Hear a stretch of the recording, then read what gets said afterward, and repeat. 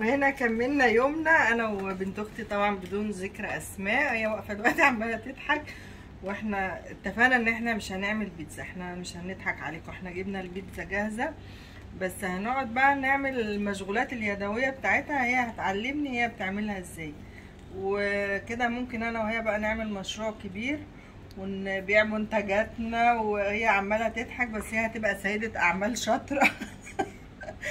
هي املها ان هي تخش كليه طب، هي لسه في سنه تانية، بس املها ان هي تخش كليه طب، وعندها موهبه جباره في المشغولات اليدويه وفي الرسم الفني.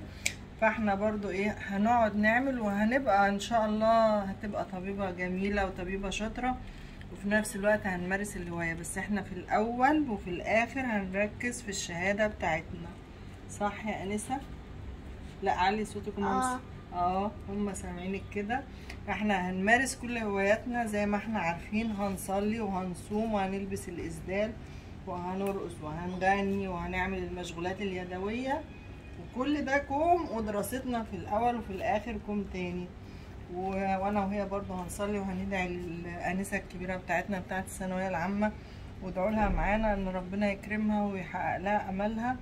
هي تعبت ونفسها في كليه معينه مش هنقول عليها دلوقتي، وبندعي ان ربنا ينولها لها. ربنا ينولكم كل امالكم ويفرحكم بولادكم، واللي لسه ما عندوش ولاد ربنا ينوله اللي نفسه فيه، واللي نفسها في زوج ربنا يعطيهولها. ما تستعجليش، هيجيلك وهتتهني وهتزهقي ان شاء الله باذن الله. واللي نفسه في عروسه ربنا يبعت له بنت الحلال اللي تصونه، وربنا يحقق للجميع اماله. ونقول لكم بقى باي باي، وهناكل البيتزا اللي احنا ما عملناهاش، احنا شاريينها من بره.